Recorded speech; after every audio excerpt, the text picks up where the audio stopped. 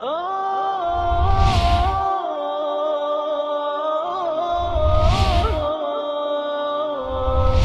حامل القرآن.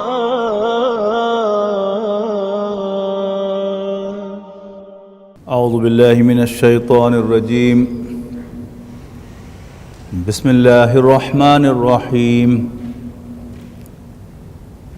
الف لام میم.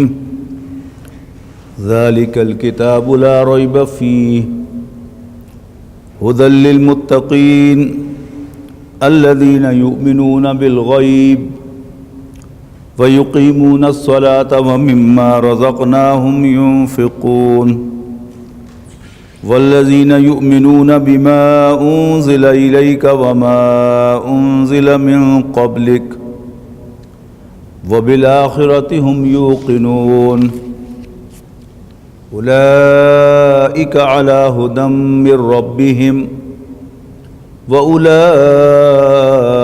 هم المفلحون. إن الذين كفروا سواء عليهم أأنذرتهم أم لم تنذرهم لا يؤمنون. ختم الله على قلوبهم وعلى سمعهم وعلى أبصارهم غشاوة ولهم عذاب عظيم. سورۃ الفاتحہ میں ایک دعا کی شکل میں ہمارے سامنے اللہ تعالیٰ کے حضور ایک درخواست آئی تھی کہ جس میں اللہ تعالیٰ سے ہدایت مانگی گئی تھی، ڈائریکشن مانگی گئی تھی. ہدایت اور ڈائریکشن ہمیشہ گول اورینٹڈ ہوتی ہے. جیسا کہ میں نے اشارہ بھی کیا تھا کہ آپ جب تک اپنی منزل نہیں بتائیں گے اس وقت تک آپ کسی سے راستہ نہیں پوچھ سکتے، ڈائریکشن نہیں لے سکتے. اور اگر آپ کی منزل لاہور ہو اور آپ کو جڑاموالا کا راستہ بتایا جائے تو آپ وہ ڈائریکشن قبول کرنے سے انکاری ہوں گے کہ مجھے جڑاموالا نہیں جانا، مجھے تو لاہور جانا ہے، مجھے آپ لاہور کا راستہ بتائیں. قرآن مجید کا جب ہم مطالعہ کرتے ہیں تو یہ بات بغیر کسی شک و شبہ کے ہمارے سامنے آتی ہے کہ قرآن مجید آخرت کا راستہ بتاتا ہے، جنت کی خبر دیتا ہے اور اس کی طرف بلاتا ہے. جبکہ اگر ہم اپنا جائزہ لیں تو میں یہ کہنے میں حق بجانب ہوں کہ بلا استثناء ہم سب کے سب دنیا کے طالب ہیں. تو جب ہم دنیا کے طالب ہیں، دنیا میں آگے بڑھنا چاہتے ہیں، دنیا میں اسٹیبلش ہونا چاہتے ہیں، دنیا میں اچیو کرنا چاہتے ہیں، تو پھر یہ قرآن مجید ہمارے لیے رہنمائی کیسے ہے؟ تو فرمایا الف لام میم ذالک الکتاب لا ریب فیہ، بلا شبہ یہ وہی کتاب ہے. اس پر آپ تفاسیر کو دیکھیں گے تو اس میں آپ کو بڑی لمبی چوڑے بحثیں ملیں گی کہ وہ کتاب جس کی خبر پچھلے تمام انبیاء کرام نے دی تھی، جس کا ذکر آج بھی آپ کو حضرت موسیٰ کی تعلیمات میں بائبل کے اندر ملے گا، حضرت عیسیٰ کی تعلیمات میں ملے گا، باقی انبیاء کرام کے تذکروں میں ملے گا. یہ وہی کتاب ہے، لا ریب فیہ، اس میں کوئی شک نہیں ہے. ھدی للمتقین، یہ اللہ سے ڈرنے والوں کے لیے ہدایت ہے. وہ لوگ کہ جو اللہ تعالیٰ سے ڈرتے ہیں اور ڈرنا کس لیے؟ کہ وہ ہمارا مالک ہے۔ تو انسان کے دل میں اصل خوف جو ہوتا ہے وہ اپنے مالک ہی کا ہوتا ہے۔ یعنی ایک آرگنائزیشن میں کام کرتے ہوئے آپ جس پوزیشن پر بھی ہیں، آپ اپنا بھی جائزہ لیں اور جو آپ کے ماتحت کام کرنے والے ہیں ان کی نفسیات کا بھی جائزہ لیں۔ تو اصل خوف جو ہوتا ہے وہ ہر امپلائی کے دل میں مالک کا ہوتا ہے۔ اگر امپلائر آپ سے راضی ہے تو آپ کا امیڈیٹ باس آپ کو کچھ نہیں بگاڑ سکتا، اور اگر آپ اپنے امیڈیٹ باس کی گڈ بکس میں بھی ہوں لیکن آپ میاں صاحب کی ناراضگی مول لے لیں تو سونر اور لیٹر آپ کو جو ہر شخص، خواہ وہ مزدور ہو یا وہ کارخانے دار ہو، وہ کاشتکار ہو یا جاگیردار ہو،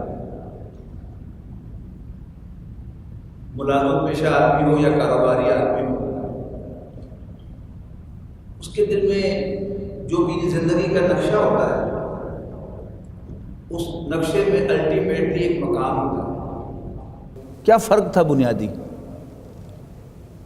کہ یہاں مکان 7 مرلے کا یا 10 مرلے کا، اس میں ایک گیٹ تھا، اس کے بعد پھر خالی جگہ تھی، پھر ویرانڈا تھا، اس کے بعد پھر کمرے شروع ہوتے تھے، ایک پرائیویسی کا احساس، پھر پیچھے بھی ایک چھوٹا سا صحن تھا اور سائڈ پر ایک گلی تھی جس سے آپ کی چھت جو ہے وہ ساتھ والی چھت سے سیپریٹ ہوتی تھی۔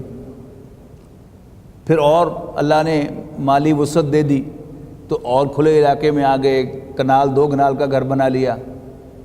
اب پھر کیا فرق ہے کہ سپیس ہے، سامنے بھی چھوٹا سا لان ہے، پیچھے بھی اوپن سپیس ہے، اور دونوں طرف کچھ پیسیج ہے خالی، اور ذرا بڑا گھر ہے تو کچھ نہ کچھ گرینری بھی ادھر ادھر ہر طرف ہے۔ اور جو میں نے اشارہ کیا 4 ایکڑ کا گھر ہے تو وہ گھر تو ہے ہی باغیچوں کے اندر گھرا ہوا، سامنے بھی باغیچہ، پیچھے بھی باغیچہ، ادھر بھی لان، ادھر بھی لان۔ پھر لوکیشن کینال بینک پر یا کراچی میں سی سائیڈ پر یا کسی لیک کے کنارے، کسی دریا کے کنارے جو گھر ہے وہ زیادہ پرکشش ہے۔ تو اب اگر ہم جائزہ لیں ایک دوسرے اینگل سے کہ قرآن مجید ہمیں آخرت کی طرف بلاتا ہے اور جنت کے گھر کی طرف بلاتا ہے، تو جنت کے گھر کی کیا خاص بات ہے؟ سب سے بڑی خوبی جو قرآن مجید بار بار بیان کرتا ہے جنت کے گھر کی، وہ کیا ہے؟ خالدین فیہا، ہم فیہا خالدون، وہ اس میں ہمیشہ ہمیشہ رہیں گے، کبھی اس میں سے نکالے نہیں جائیں گے۔ ویئر دنیا میں انسان جسے اپنا گھر سمجھتا ہے اور سمجھتا ہے کہ یہاں سے مجھے کوئی نہیں نکالے گا، لیکن کتنے ہی واقعات آپ کے حافظے میں ہوں گے کہ کسی نے بڑے چاؤ سے گھر بنایا، شفٹ ہوا ہی تھا کہ حضرت جبرائیل علیہ السلام اللہ تعالیٰ کی طرف سے وارنٹ لے کر حاضر ہو گئے۔ اور کچھ ایسے بھی کیسز ہوں گے آپ کے سامنے کہ کسی نے بڑے چاؤ سے گھر بنایا، فنیشنگ ہو گئی، پینٹس ہو گئے، گھر کی صفائی ہو گئی، اور جس دن شفٹ ہونا تھا اس سے 1 ہفتہ پہلے یا 2 دن پہلے یا 1 دن پہلے بلاوا آ گیا، اور کسی نے بڑا تیر مارا تو اپنے اس گھر میں شفٹ ہو بھی گیا، تو فار ہاؤ لانگ؟ سال رہ لے گا، 2 سال رہ لے گا، 10 سال رہ لے گا، اور پھر حضرت جبرائیل علیہ السلام کو بہرحال آنا ہے، اور جب وہ تشریف لاتے ہیں تو پھر وہ نوٹس نہیں دیا کرتے، وہ سنبھلنے کا موقع نہیں دیا کرتے، اور پھر آپ کے اپنے ہی بچے آپ کو چارپائی پہ ڈال کر مٹی میں جا کے دفن کر کے آئیں گے۔ اس کے مقابلے میں وہ گھر جس کی طرف اللہ تعالیٰ ہمیں اس قرآن مجید میں بلا رہا ہے، وہ گھر وہ ہے کہ جس میں سے کبھی ہم نکالے نہیں جائیں گے۔ پھر یہ کہ وہ گھر جنت میں ہے، اور جنت کہتے ہیں باغ کو، وہ باغیچوں میں گھرا ہوا گھر ہے، اور ساتھ ہی قرآن مجید بار بار کہتا ہے تجری من تحتہا الانہار، اس کے نیچے نہریں بہتی ہوں گی۔ پھر یہ کہ اس گھر کے اندر کیا ہوگا، ہر شخص اپنے وسائل کے مطابق اپنے گھر کو فرنش کرتا ہے، اور الٹیمیٹ گول کیا ہوتا ہے، اس میں ہر فیسلٹی ہو اور آپ کی ہر ریکوائرمنٹ پوری ہو، اور ہر چیز جو ہے وہاں پر حاضر کی جائے۔ یہ جو ریموٹ کا تصور ہے، اور اب روبوٹ کا جو تصور آ رہا ہے کہ آپ بیٹھے ہوں تو آپ کو کچن سے کوئی چیز چاہیے تو وہ بھی آپ کو بیڈ پہ مل جائے، آپ جب چاہیں کمرے کو ٹھنڈا کر لیں، جب چاہیں گرم کر لیں، اور ہر قسم کے مشروبات جو ہیں وہ آپ کو میسر ہوں، ہر قسم کے کھانے میسر ہوں۔ جنت جو ہے وہ اسی کا نقشہ ہے۔ وَلَكُمْ فِيهَا مَا تَشْتَهِي أَنفُسُكُمْ، جنت میں تمہارے لیے ہوگا وہ سب کچھ جو تمہارے جی چاہیں گے۔ وَلَكُمْ فِيهَا مَا تَدَّعُونَ، اور وہاں وہ سب کچھ بھی ہوگا جو تم اس کے علاوہ بھی مانگ لوگے، حاضر کر دیا جائے گا۔ تو اس دنیا میں بھی ہمارا جو سارا کا سارا سلسلہ، میں اگر اپنے کلینک پر بیٹھتا ہوں، آپ اگر اپنی جاب پہ آتے ہیں، کس لیے آتے ہیں؟ یعنی جو نقشہ ہے زندگی کا، اس میں وہ الٹیمیٹلی ایک گھر ہے جس میں ہم ہمیشہ نہیں رہ سکتے۔ اللہ تعالیٰ کیا کہہ رہا، تم میرے بندے بن جاؤ، تم میرے لیے کام کرنا شروع کر دو، میں تم سے راضی ہو گیا تو میں تمہاری خطاؤں سے درگزر کرتے ہوئے تمہیں جنت میں ایڈمیشن دے دوں گا۔ اور جب کوئی شخص جنت میں ایڈمٹ ہو گیا تو پھر اس کے وہاں سے نکالے جانے کا کوئی سوال نہیں ہے۔ تو الف لام میم ذالک الکتاب لا ریب فیہ ھدی للمتقین، یہ اللہ تعالیٰ سے ڈرنے والوں کے لیے ہدایت ہے، ان کو بتاتا ہے کہ وہ اپنے رب کو کیسے خوش کر سکتے ہیں، وہ کیسے اس گھر میں داخل ہو سکتے ہیں جو ان کے ارمانوں کا الٹیمیٹ گول ہے۔ یہ کون لوگ ہیں؟ الذین یؤمنون بالغیب، جو غیب پر ایمان رکھتے ہیں۔ یہ غیب پر ایمان کیا ہے؟ اس کے تراجم آپ دیکھیں گے کہ کہیں لکھا ہوگا بن دیکھی چیزوں پر ایمان، انگریزی تراجم میں دیکھیں گے ان سین پر ایمان۔ یہ اصل میں کیا ہے کہ جو تعلیم ہم حاصل کر چکے ہیں، دنیاوی تعلیم، اسکول اور کالج کی تعلیم، اس نے ہمارا مائنڈ سیٹ یہ بنایا ہے کہ وہ چیز کے جو حواس خمسہ کی گرفت میں نہ آئے، یا حواس خمسہ اس کو ویریفائی نہ کر سکیں، یا وہ سائنٹیفک جو اصول ہیں ان پر پوری نہ اترے، اس کا کوئی وجود نہیں ہے۔ دیکھیے اللہ تعالیٰ کہتا ہے کہ ہر جگہ فرشتے موجود ہیں، لیکن جتنے ہم زیادہ اس کالج کی تعلیم کے ساتھ ہم آہنگ ہو جاتے ہیں، ہم فرشتوں کو ماننے کا انکار کرنا شروع کر دیتے ہیں۔ ویئر جس نے بھی تھوڑی سی فزکس پڑھی ہے اور اس نے آئنسٹائن کی وہ ایکویشن پڑھی ہے کہ E=mc²، یعنی جب بھی کوئی آبجیکٹ، کوئی جسم روشنی کی رفتار سے حرکت کرے گا تو وہ انرجی میں منتقل ہو جائے گا، اور اس کے لیے ٹائم انفینٹ ہو جائے گا اور ڈسٹنس زیرو ہو جائے گا۔ اب ہم سارے لوگ جنہوں نے یہ فارمولہ پڑھا ہے میتھمیٹکس کا، آپ اپنے دل کو ٹٹول کر دیکھیں کہ ہمیں اس پر یقین ہے کہ نہیں؟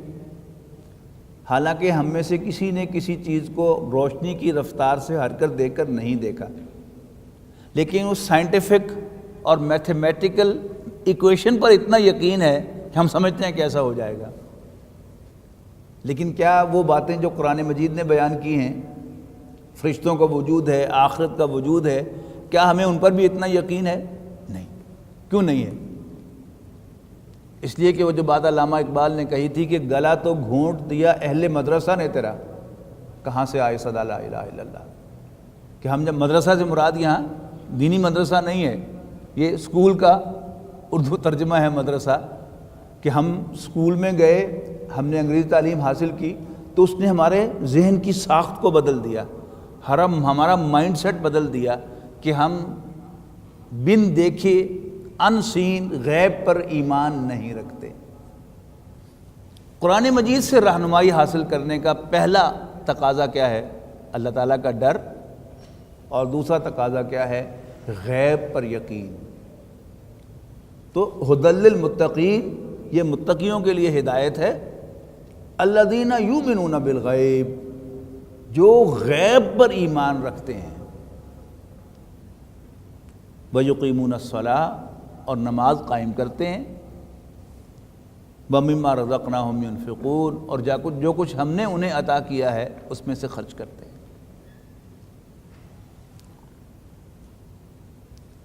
نماز دین کے بنیادی تقاضوں میں سے ہے، اور آپ کو معلوم ہوگا کہ 5 وقت کی نماز تو ہم پر فرض ہے، لیکن مردوں پر 5 کی 5 نمازوں کا باجماعت ادا کرنا واجب ہے۔ اور وہ جو قرآن مجید کہتا ہے نا کہ اتلو ما اوحی الیک من الکتاب واقم الصلاۃ ان الصلاۃ تنہی عن الفحشاء والمنکر، تلاوت کر اس میں سے جو تم پر کتاب میں سے نازل کیا گیا ہے، اور نماز قائم کر، یقیناً نماز بے حیائی اور برائی سے روکتی ہے۔ لیکن ہماری عام آبزرویشن کیا ہے کہ ہم یہ دونوں چیزیں پیرلل چلاتے ہیں، نماز بھی چل رہی ہوتی ہے اور ہیرا پھیری بھی چل رہی ہوتی ہے۔ لیکن اگر ہم نماز باجماعت کا اہتمام کریں، اور نماز باجماعت بھی اپنی کی ہوئی جماعت نہیں، مسجد کے ٹائم ٹیبل کو جب ہم فالو کرتے ہیں، گویا اپنی ساری ایکٹیویٹیز کو ہم نماز کے گرد گھماتے ہیں، نماز کو اپنے گرد نہیں گھماتے، تو کیا ہوگا؟ میں کسی دلچسپ بات میں، کام میں مشغول ہوں اور نماز کا وقت ہو گیا، اب میں اس کام کو چھوڑوں گا اور نماز میں حاضر ہو جاؤں گا، اس سے میری ساری کی ساری جو اس کام کے ساتھ وہ کمٹمنٹ ہے وہ ختم ہو جائے گی، اور اللہ تعالیٰ کے ساتھ میری کمٹمنٹ جو ہے وہ اسٹیبلش ہو جائے گی۔ تو جب میں یہ تسلسل کے ساتھ کروں گا تو انشاءاللہ مجھ سے برائیاں ضرور چھوٹیں گی۔ پھر اس میں انسان اس بات کو رکھے اپنے ذہن میں، باجماعت نماز پڑھنے والا شخص ہے تو ایوری ناؤ اینڈ دین اس سے کوئی نہ کوئی حماقت ہوگی کہ وہ اپنی کام کی مشغولیت کی وجہ سے نماز باجماعت میں تاخیر کرے گا، فوراً اپنا جائزہ لے، اس لیے کہ یہ نماز جو ہے یہ اللہ تعالیٰ کی توفیق سے نصیب ہوتی ہے۔ اللہ تعالیٰ کی توفیق نہ ہو تو آپ نماز باجماعت کا اہتمام نہیں کر سکتے۔ اب جس دور میں ہم رہ رہے ہیں اس میں برائی جو ہے وہ اس طرح پھیلی ہوئی ہے کہ تھوڑا سا انسان جو ہے وہ ریلیکس ہو جائے تو انسان برائی میں ملوث ہو جاتا ہے۔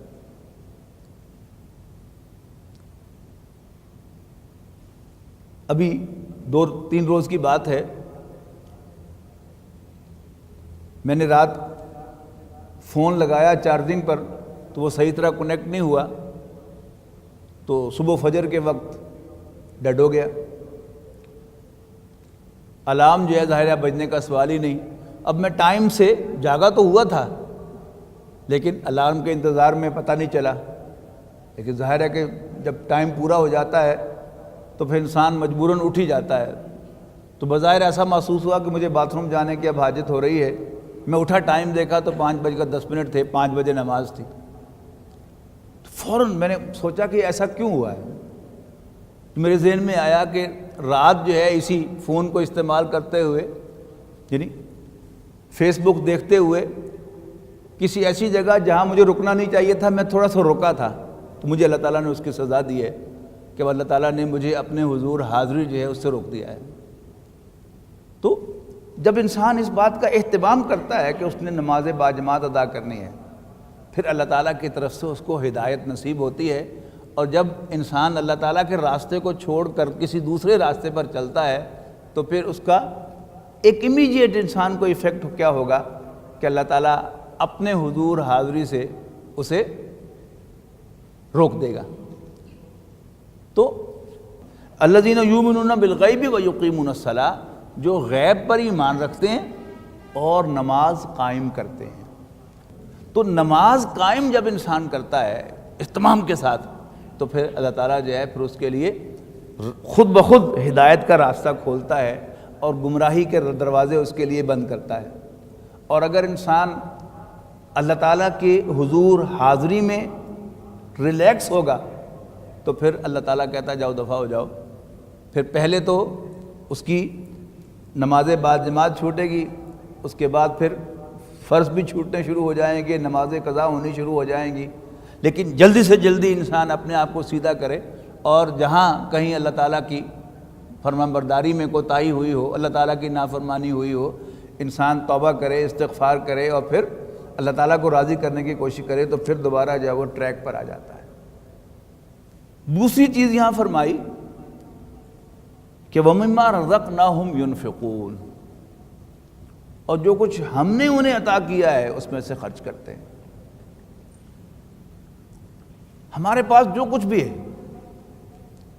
اب اللہ تعالیٰ کو ماننے کا تقاضا کیا ہے کہ ہم اس کے ساتھ ہی، یہ پورا پیکج ہے، ہم یہ بھی مان لیتے ہیں کہ میرے پاس جو کچھ ہے یہ میرا نہیں ہے، یہ اللہ تعالیٰ کا دیا ہوا ہے جو میری امانت ہے۔ میرا مال، میرا جسم کے تمام اعضاء اور ان کے اندر صلاحیتیں، اس جسم کے اندر طاقت، یہ سب میری نہیں ہے، یہ اللہ تعالیٰ کی دی ہوئی ہے۔ جب انسان یہ بات مان لیتا ہے اپنے دل سے کہ یہ میرا نہیں ہے، یہ اللہ تعالیٰ کا ہے، تو پھر انسان کی سوچ بالکل بدل جاتی ہے۔ کسی کو دینا، یعنی ایک دوست کے ساتھ سفر کر رہا تھا تو اس میں کیسٹ لگی ہوئی تھی، پرانی بات ہے، کسی صوفی بزرگ کا واعظ تھا کہ جو پیسہ تمہارے پاس آئے اس کو جیب میں ہی رکھو، اس کو دل میں نہ جانے دینا، اس جیب میں جائے یہیں سے نکال کے خرچ کر دو، اگر تمہارے دل میں جا کے گھر کر گیا تو وہ تمہارے لیے مصیبت بن جائے گا۔ بڑی چھوٹی سی بات ہے لیکن ہے بڑی پتہ کی بات کہ اللہ کا دیا ہوا مال ہے، یہیں آیا یہیں سے خرچ کر دو، اگر وہ دل میں جا کے گھر کر جائے گا تو پھر اس کو دل میں سے نکالنا مشکل ہو جائے گا، انسان اسی کے چکر میں پڑ جائے گا، اس کی حفاظت، اس کی گنتی، الذی جمع مالا وعددا، کہ جو مال جمع کرتا ہے اور اسے گن گن کر رکھتا ہے، پھر اس کی حفاظت، پھر اس میں اضافہ، یعنی یہی اس کی ساری سوچ اور غور و فکر کا حاصل بن کے رہ جائے گا، اور انسان کی توجہ اللہ تعالیٰ کی طرف ہٹ جائے گی۔ پھر اگر مجھے یہ احساس ہوا کہ یہ میرا مال ہے تو پھر میں اسے اپنی مرضی کے مطابق خرچ کرنا چاہوں گا، لیکن اگر یہ مجھے یاد ہوگا کہ یہ اللہ کا دیا ہوا مال ہے تو پھر جہاں اللہ تعالیٰ کہے گا وہاں خرچ کرنے میں مجھے کوئی دقت نہیں ہوگی۔ ایک دفعہ میں امریکہ کے سفر پر تھا تو ہیوسٹن میں ایک مسجد میں خطبہ جمعہ کے لیے جانے کا اتفاق ہوا، تو جب میں وہاں پہنچا مسجد میں تو مسجد کے سیکریٹری مجھے ملے اور انہوں نے کہا کہ مسجد میں کچھ سیوریج کا کام ہونے والا ہے، تو ذرا لوگوں سے کہیے کہ جنرسلی ڈونیٹ کریں تاکہ جلدی سے وہ کام مکمل ہو جائے۔ میں نے پوچھا کہ کتنا اسٹیمیٹ ہے؟ انہوں نے کہا بس 7-8 ہزار ڈالر میں کام ہو جائے گا۔ تو میں نے خطبے کے آخر میں نمازیوں سے اپیل کی کہ سیکرٹری صاحب نے بتایا ہے کہ مسجد کا کوئی سیوریج کا کام ہونے والا ہے، تو 7-8 ہزار ڈالر کا اسٹیمیٹ ہے، تو آپ جنرسلی ڈونیٹ کریں تاکہ یہ کام جلدی سے مکمل ہو جائے۔ ایسے ہی میری زبان پر آ گیا کہ don't pay it from your own pocket, pay from what Allah has given you. نماز کے بعد میں نے آتے ہوئے سیکرٹری صاحب سے پوچھا کہ جی کچھ ڈونیشن آئی، تو مسکرا کے مجھے کہنے لگے کہ ایک ہی صاحب مجھے 7,500 ڈالر کا چیک دے گئے۔ تو بات جو ہے وہ بس ٹھیک جگہ پر جا کے لگ گئی کہ یہ مال جتنا بھی ہے اللہ کا دیا ہوا ہے، اللہ کے گھر پہ دینا ہے تو بس دے دو۔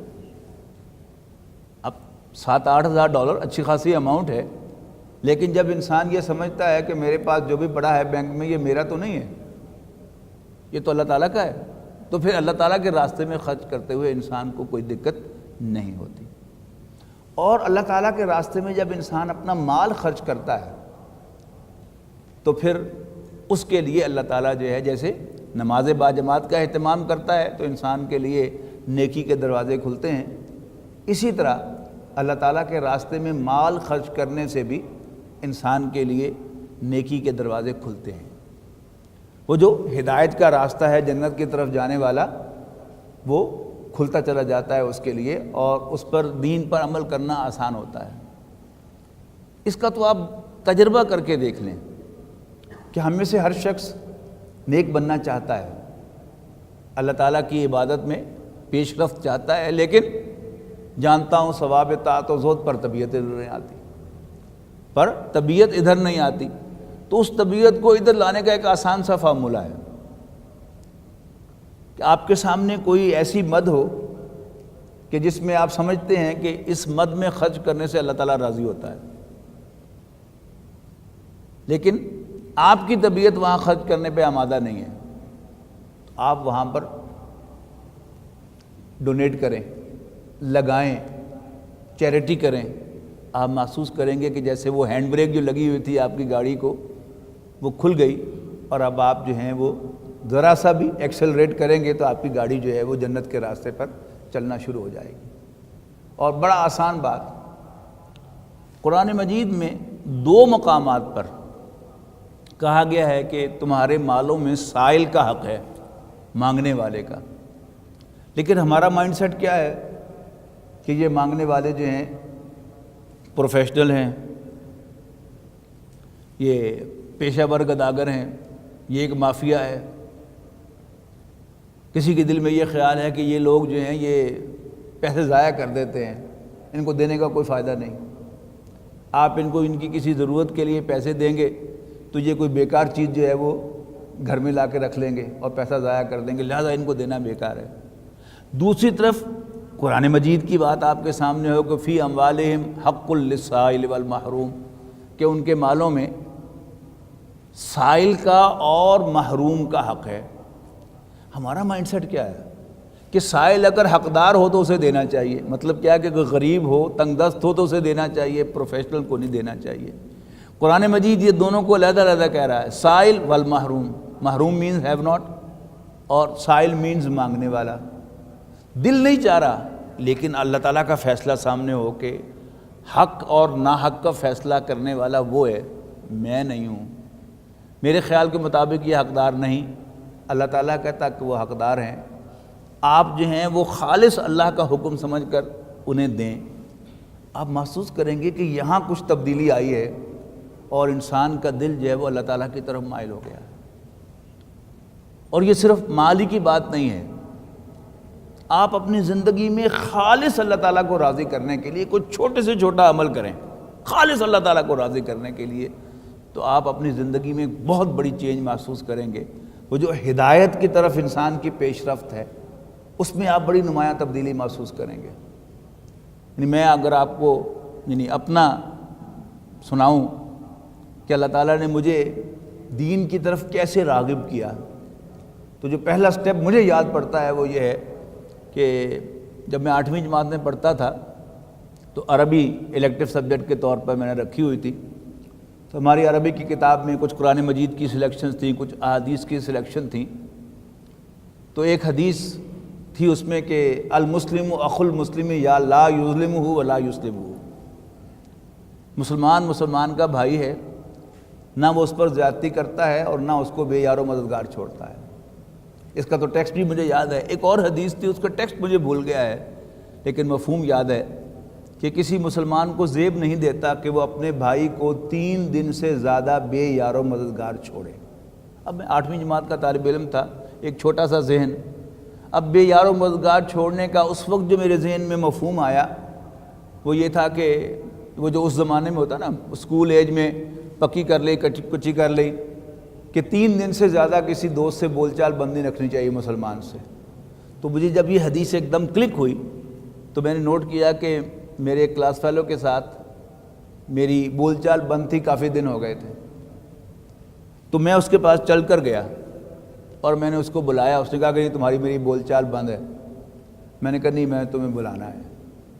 میں یہ سمجھتا ہوں کہ اللہ تعالیٰ نے شعوری طور پر مجھے دین کے راستے پر جو ڈالا ہے اور میرے لیے دین پر چلنا آسان بنایا ہے، that is the starting point, کہ خالص اللہ کے لیے۔ کوئی بڑی بات تو نہیں ہے نا کہ آپ نے کسی کو بلا لیا جا کر، کون سا میں نے کوئی تیر مارا، یعنی وہ جو پہلے بات ہو رہی تھی کہ اللہ کے راستے میں خرچ کرنا، ایک پیسہ بھی خرچ نہیں کیا، لیکن یہاں جو ایک انا ہوتی ہے انسان کی، اس انا کو کچلا اور اللہ تعالیٰ کی مان لی۔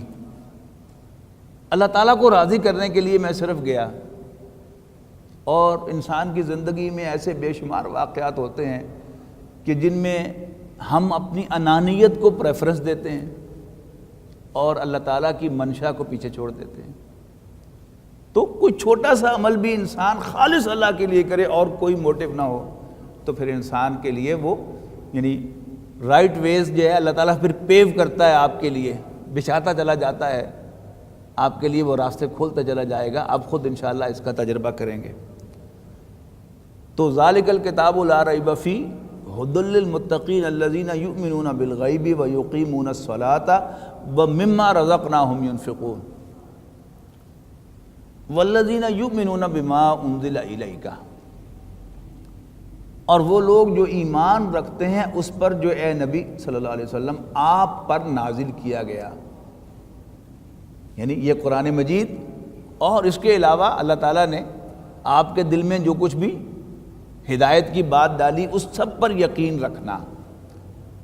یہ نہیں کہا کہ جو قرآن مجید پر ایمان رکھتے ہیں، جو کچھ آپ پر نازل کیا گیا which includes this Quran as well as جو بھی اللہ تعالیٰ کے دل میں اللہ تعالیٰ نے بات ڈالی اپنے پیغمبر کے دل میں، وہ ساری کی ساری کیا ہے؟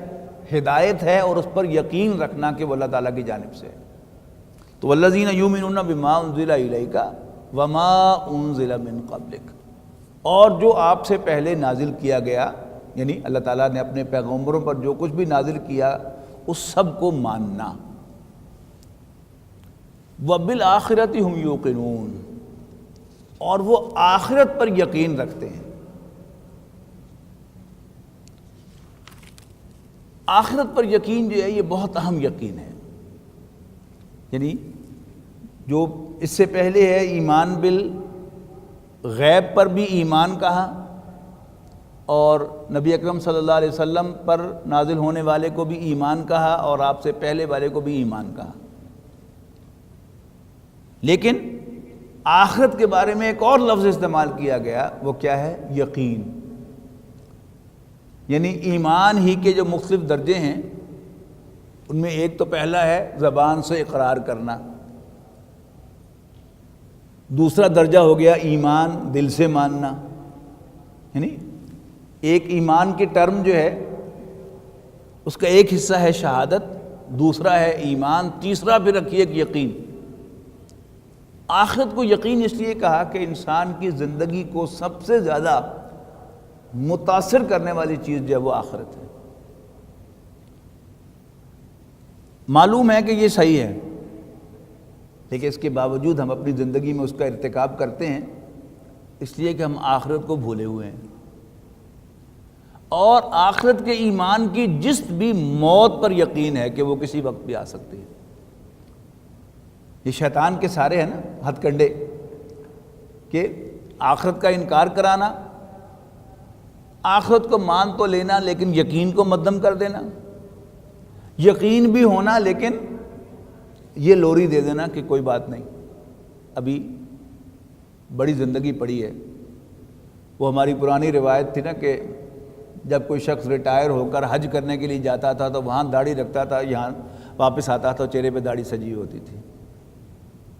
اب اللہ کے فضل و کرم سے اس میں کچھ تبدیلی آئی ہے، ینگ لوگ بھی حج کرنے لگے ہیں اور ینگ لوگ بھی داڑھی رکھنے لگے ہیں، لیکن شیطان جو ہے وہ ہماری جان چھوڑنے والا نہیں ہے۔ کوئی آخرت پر یقین بھی رکھے تو اسے کیا ہوتا ہے کہ چلو ابھی وقت ہے، ابھی وقت ہے، ابھی وقت ہے۔ موت کو یاد رکھنا کہ یہ کسی وقت بھی آ سکتی ہے، اس میں کوئی عمر مقرر نہیں،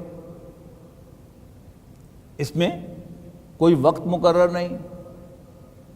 اللہ تعالیٰ اپنی ترتیب سے ہمیں اس دنیا میں لایا، ہم میں سے کوئی بڑا ہے، کوئی چھوٹا ہے، کوئی 10 سال پہلے آیا، کوئی 4 دن پہلے آیا، کوئی 6 ماہ پہلے آیا، لیکن اب واپسی جو ہے اسی ترتیب سے نہیں ہے۔ وہ اللہ تعالیٰ ہم میں سے جسے چاہے، جب چاہے، جہاں چاہے بلا لے۔ اور وہ جو میں نے پہلے عرض کیا کہ حضرت اسرائیل علیہ السلام جب وارنٹ لے کے آتے ہیں تو پھر وہ موقع نہیں دیتے۔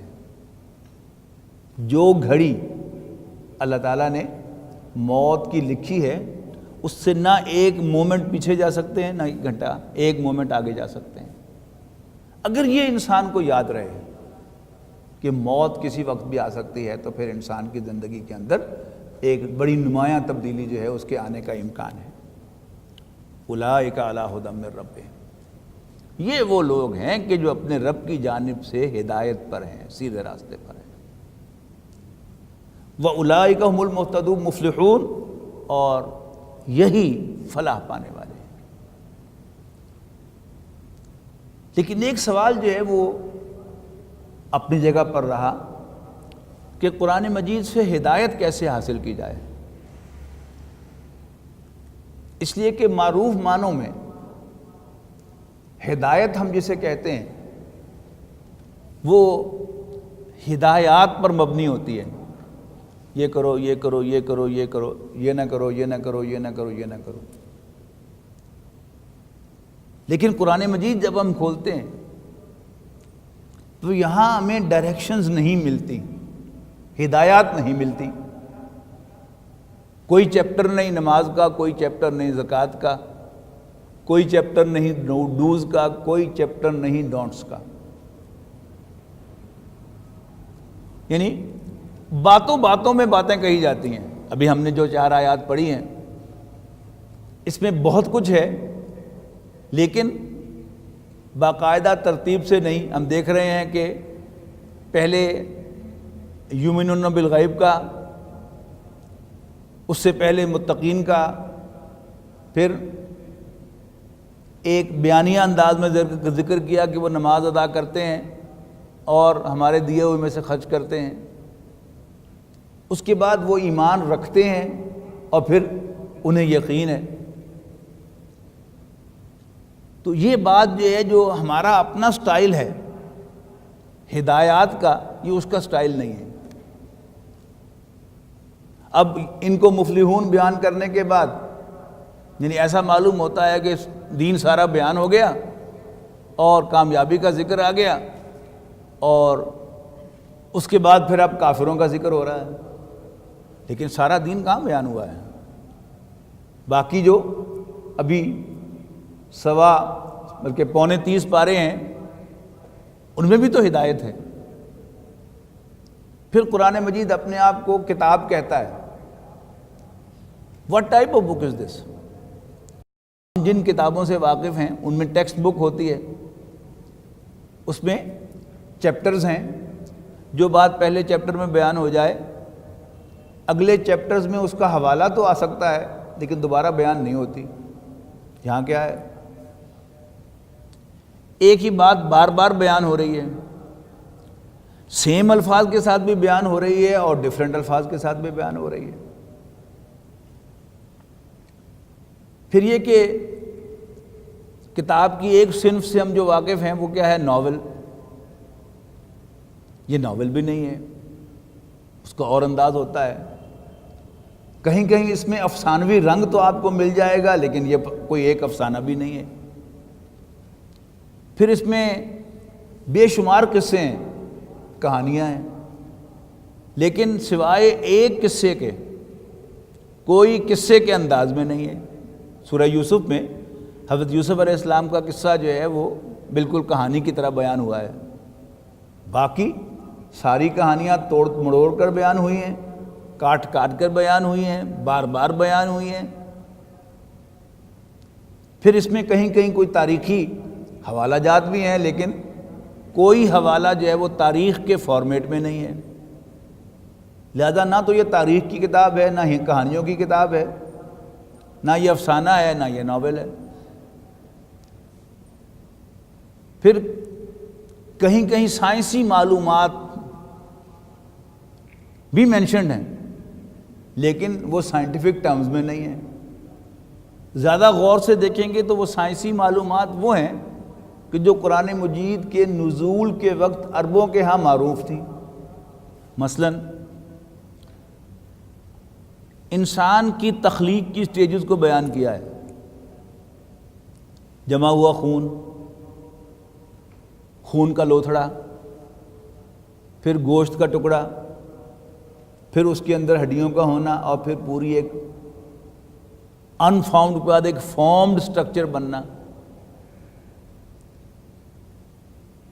اب یہ باتیں جو ہیں وہ ایمبریولوجی کے اندر بھی ڈسکس ہوتی ہیں، لیکن کیا جب قرآن مجید نازل ہو رہا تھا عربوں کو یہ معلوم نہیں تھا؟ بالکل معلوم تھا. اس لیے کہ وہ اونٹ وہ پالتے تھے، بھیڑ بکریاں وہ پالتے تھے، اور اونٹ ہوں، اونٹنیاں ہوں یا بھیڑیں اور بکریاں ہوں، ان کے ہاں ایبورشنز بھی ہوتی ہیں. اور ارلی ایبورشنز میں کیا ہے؟ صرف خون آتا ہے. ذرا لیٹ ایبورشن ہوگی تو کیا ہوگا؟ باقاعدہ خون کے جمے ہوئے پیسز جو ہیں ان کے اندر کچھ نہ کچھ فارمیشن جو ہے وہ بھی ملے گی. اور لیٹ ایبورشن ہوگی تو پھر ایک انفارمڈ سا بچے کا ماس نکلے گا، اور لیٹ ہوگی تو تقریباً ایک فارم ماس نکلے گا. تو کون سی نئی بات ہے جو قرآن مجید کہہ رہا تھا؟ آپ غور سے اگر پڑھیں گے تو یہ ساری چیزیں جو قرآن مجید بیان کر رہا ہے، اسی طرح ایسٹرونومی کے کوئی حقائق ہیں جو بیان کر رہا ہے، جیولوجی کے کوئی حقائق ہیں جو قرآن مجید بیان کر رہا ہے، تو وہ سب انفارمیشنز وہ تھیں کہ جو قرآن مجید کے نزول کے وقت عربوں کو حاصل تھیں. قرآن مجید ان کا حوالہ دے کے جس بات کی طرف توجہ دلاتا ہے وہ کیا ہے کہ وہ اللہ جسے تم خالق مانتے ہو اس کی ذرا تخلیق کی کیپیبلٹی کا تصور کرو. ہاؤ کیپیبل از ہی. اور کنکلوژن کیا نکالتا ہے کہ وہ جس نے یہ سب کچھ پیدا کیا، جس نے تمہیں پہلی دفعہ ان سٹیجز میں سے گزار کر پیدا کیا، تو کیا وہ تمہیں دوبارہ پیدا نہیں کر سکتا؟ یس ہی کین. پھر یہ کہ انسان کی ضرورت کے مطابق قرآن مجید کی ہدایت جو ہے وہ چیپٹرز میں نہیں ہے. قرآن مجید کی ہدایت کو تلاوت کے اندر مضمر رکھا گیا ہے. حکم کیا ہے کہ تم اسے اپنے رب کا کلام مان کر، سمجھ کر اس کی ریگولر تلاوت کرتے رہو. الحمدللہ رب العالمین سے شروع کرو والناس تک چلے جاؤ، پھر الحمدللہ رب العالمین سے شروع کرو والناس تک چلے جاؤ، پھر الحمدللہ رب العالمین سے شروع کرو اور والناس تک چلے جاؤ. جو کہ ہمارے بزرگوں تک امت مسلمہ کی ایک ریگولر اور اسٹیبلشڈ پریکٹس رہی ہے. ہم میں سے جو آپ میں سے نوجوان ہیں جنہوں نے ہم بوڑھوں کو دیکھا، بدقسمتی سے ہم نے ان کو وہ ٹریڈیشن جو ہے وہ دکھائی ہی نہیں. لیٹ سونے کا رواج ہو گیا اور صبح بڑا تیر مارا کسی نے تو فجر کی نماز پڑھ لی اور پھر سو گیا. ہم نے اپنے بزرگوں سے جو روایت دیکھی تھی، حاجی صاحب بھی اس کے گواہ ہیں، شیخ صاحب بھی اس کے گواہ ہیں، کہ ہمارے بزرگ جو تھے فجر کی نماز کے بعد باقاعدگی سے قرآن مجید کی تلاوت کرتے تھے. اور انداز کیا ہوتا تھا؟ ایک بڑا معروف انداز تھا کہ بستر کے اوپر بیٹھ کر تکیے کے اوپر رکھ کے قرآن مجید پڑھنا، اور آن ایوریج 1 سے 12 روز تلاوت کرنا. اب یہ جو ریگولر تلاوت ہے قرآن مجید کی، اس میں یقیناً ثواب تو ہے ہی ہے، لیکن اگر کوئی شخص قرآن مجید کی باقاعدگی سے تلاوت کرے گا ان پرسوٹ آف گائیڈنس، اس سے ہدایت حاصل کرنے کے لیے، تو غیر محسوس طریقے سے اسے ہدایت ملے گی. اللہ تعالیٰ نے کسی مضمون کو کتنی دفعہ ریپیٹ کیا ہے، وہ ہماری نفسیات کے عین مطابق ہے کہ آخرت کا سبق ہمیں کتنی دفعہ یاد دہانی کرانے کی ضرورت ہے، اس کی اتنی ڈوز جو ہے وہ شامل کی ہے. اس کی بڑی ٹپیکل مثال جو ہے وہ قصہ آدم و ابلیس ہے. ایک واقعہ ہے، قرآن مجید نے اس کو پھیلایا ہے 30 پاروں کے اندر، اور آن ایوریج 7-8 پاروں کے بعد یہ قصہ ضرور قرآن مجید میں بیان ہوا ہے. پہلے پارے میں، 8ویں میں، 14ویں میں، 15ویں میں، 16ویں میں، درمیان میں تو یعنی بار بار آیا ہے، اور پھر 7 پاروں کے بعد 23ویں پارے میں سورہ صاد میں آیا ہے، اور پھر 8 پاروں کے بعد پھر پہلا پارہ آ گیا تو پھر وہاں موجود ہے. مطلب کیا ہے کہ اس قصے میں اللہ تعالیٰ نے ہمارے لیے ہدایت رکھی ہوئی ہے. یہ 2 کرداروں کی کہانی ہے، ایک اللہ تعالیٰ کا فیوریٹ کردار ہے اور ایک اللہ تعالیٰ کا کنڈیمڈ کردار ہے. فیوریٹ کردار آدم و حوا کا ہے اور کنڈیمڈ کردار شیطان کا ہے. اب مزے کی بات کیا ہے کہ دونوں سے اللہ تعالیٰ کی نافرمانی ہو گئی. شیطان کو اللہ تعالیٰ نے کہا سجدہ کرو، اس نے سجدہ کرنے سے انکار کر دیا، نافرمانی ہو گئی. اور آدم و حوا سے کہا کہ اس درخت کے قریب نہ جانا، اور شیطان نے انہیں چکر دے کر نہ صرف یہ کہ درخت کے قریب لے گیا بلکہ انہیں چکھنے پر آمادہ کر لیا، اور جب چکھ لیا تو اتنے مزے کا تھا کھا بھی لیا، نافرمانی ہو گئی. تو اللہ تعالیٰ نے دونوں کی جواب طلبی کی. شیطان جواب طلبی کے رسپانس میں اکڑ گیا اور الٹا اللہ تعالیٰ کو مورد الزام ٹھہرا دیا کہ میں نے تیرا حکم اس لیے نہیں مانا کہ تیرا حکم غلط تھا، اللاجیکل تھا. میں آگ سے تو نے مجھے بنایا، آگ سپیریئر ہے اور مٹی انفیریئر ہے، تو تیرا حکم جو تھا وہ اللاجیکل تھا، اس لیے نہیں مانا، اور اگر صحیح ہوتا تو سر آنکھوں پر تھا. آدم و حوا بھی کہہ سکتے تھے کہ اللہ، شیطان نے ہمیں ساری کہانی سنا دی ہے کہ تو نے ہمیں زمین کے لیے پیدا کیا ہے، اب تو بہانے سے ہمیں زمین پر بھیجنا چاہتا، ٹھیک ہے بھیج دے زمین پر. لیکن انہوں نے کیا کیا؟ معافی مانگ لی. اب یہ کیا ہے؟ یہ اللہ تعالیٰ کا فیوریٹ عمل ہے کہ غلطی ہو جائے تو معافی مانگ لو. اب ہم میں سے کون شخص ہے کہ جو یہ دعویٰ کر سکے کہ اس سے غلطی نہیں ہوتی؟ غلطی تو ہم سے ہونی ہے، دن رات غلطیاں ہونی ہیں، صبح و شام غلطیاں ہونی ہیں، ہر روز غلطیاں ہونی ہیں. تو غلطی کرنے کے باوجود ہم اللہ تعالیٰ کی گڈ بکس میں شامل رہ سکتے ہیں. کیسے؟ معافی مانگ لیں. اللہ خیر. تو یہ لیسن ہے. اچھا، اب جو سپاروں کی تقسیم میں نے عرض کی، اس کا آپ تجزیہ کریں. اگر کوئی شخص روزانہ 1 پارہ قرآن مجید کا تلاوت کرتا ہو تو وہ ہر ہفتے قصہ آدم و ابلیس میں سے گزرے گا اور غیر محسوس طریقے سے اسے گائیڈنس ملے گی کہ غلطی ہو جانا کوئی مسئلہ نہیں ہے. غلطی کے بعد آکڑنا جو ہے یہ اصل میں پرابلم ہے. غلطی ہو جائے معافی مانگ لو، اٹس ناٹ اے پرابلم. تو وہ لوگ کہ جو اللہ سے ڈرتے ہیں، غیب پر ایمان رکھتے ہیں نماز قائم کرتے ہیں اور ہمارے دیے ہوئے مال میں سے خرچ کرتے ہیں، جو کچھ آپ پر نازل ہوا ہے اسے بھی مانتے ہیں اور جو آپ سے پہلے نازل ہوا اسے بھی مانتے ہیں، اور آخرت پر یقین رکھتے ہیں۔ اولئک علی ھدی من ربہم، یہ وہ لوگ ہیں جو اپنے رب کی جانب سے ہدایت پر ہیں، واولئک ھم المفلحون، اور یہی کامیاب ہونے والے ہیں۔ یہ کامیاب جو ہے یہ فارسی کا لفظ ہے، اس کا مطلب کیا ہے؟ کام نکالنا۔ وہ لوگ ہیں کہ جو اس زندگی سے اپنا کام نکال لیتے ہیں، اور وہ کام کیا ہے؟ اللہ تعالیٰ کو راضی کرنا اور جنت میں داخل ہونا۔ ان الذین کفروا، اب اس صورت کا زمانہ نزول کیا ہے؟ مکہ مکرمہ سے رسول اللہ صلی اللہ علیہ وسلم کی مدینہ منورہ ہجرت کے بعد غزوہ بدر سے پہلے یہ 1.5 سال کا وقفہ ہے۔ اس صورت کی اکثر آیات جو ہیں یہ اس وقت نازل ہوئی ہیں۔ اب ان الذین کفروا، وہ لوگ جنہوں نے انکار کیا ماننے سے، یعنی 13 سال رسول اللہ صلی اللہ علیہ وسلم پر وحی نازل ہوتے ہو گئے، جو ابھی تک انکار کر رہے ہیں۔ ایک ہوتا ہے یعنی پہلی دفعہ بات سامنے آئی، سمجھ میں نہیں آئی، نہیں مانا۔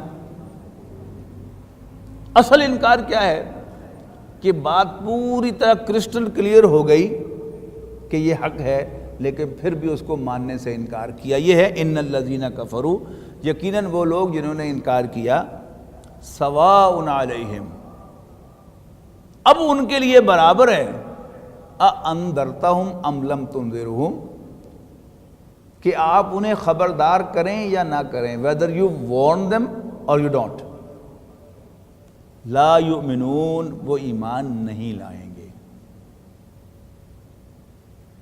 جو بار بار خبردار کیے جانے کے باوجود بھی کفر پر اڑا ہوا، یہ اس کا ذکر ہے۔ کیوں نہیں لائیں گے؟ اس لیے کہ اب اللہ تعالیٰ نے ان کی جو ماننے کی صلاحیت تھی وہ سلب کر لی ہے۔ ختم اللہ علی قلوبہم، اللہ تعالیٰ نے ان کے دلوں کو سیل کر دیا ہے، وعلی سمعہم، اور ان کے کانوں کو بھی سیل کر دیا ہے، وعلی ابصارہم غشاوہ، اور ان کی آنکھوں پر ایک پردہ ہے۔ یعنی اپیرنٹلی ان کی نظر جو ہے وہ 6/6 یا 6/9 ہے۔ ابو جہل کی کوئی نظر کمزور تو نہیں تھی، ابو لہب کی نظر کوئی کمزور تو نہیں تھی، ہیلدی تھے بالکل ہر اعتبار سے، لیکن دل کی آنکھ جو ہے وہ ان کی بند ہو گئی تھی۔ سورہ حج میں جا کر آگے فرمایا گیا نا، انہا لا تعمی الابصار، یقیناً آنکھیں اندھی نہیں ہوا کرتی، ولیکن تعمی القلوب التی فی الصدور، بلکہ اندھے وہ دل ہو جایا کرتے ہیں جو سینوں میں ہیں۔ اب اسی کی یہ ڈسکرپشن ہے، ختم اللہ علی قلوبہم وعلی سمعہم، اللہ تعالیٰ نے ان کے دلوں اور ان کے کانوں کو سیل کر دیا ہے، وعلی ابصارہم غشاوۃ، اور ان کی آنکھوں پر ایک پردہ ہے، ولہم عذاب عظیم، اور ان کے لیے ایک بہت بڑا عذاب ہے۔ تو یہ کنفیوژن نہ ہو کہ اللہ تعالیٰ جو ہے وہ پہلے ہی دن سیل کر دیتا ہے، نو، وہ شخص کے جو بات کو سمجھ لے اچھی طرح اور پھر آپٹ کرے گمراہی کو، آپٹ کرے انکار کو، اس کے دل سیل کیے جاتے ہیں، اس کی آنکھوں پر پردہ ڈال دیا جاتا ہے، اور اس کے کان سیل کر دیے جاتے ہیں کہ اب وہ ہدایت تک ایکسیس ہی نہیں کر سکتا۔ یعنی ہدایت یا یوں سمجھیے کہ اس کی کانوں سے ٹکرا کے واپس چلی جاتی ہے، اندر نہیں جاتی، اور بات دل میں اتر نہیں سکتی، اس لیے کہ اللہ تعالیٰ نے دل کو سیل کر دیا ہے۔ اللہ تعالیٰ ہمیں اس کیفیت سے محفوظ رکھے۔ آخر دعوانا الحمدللہ رب العالمین۔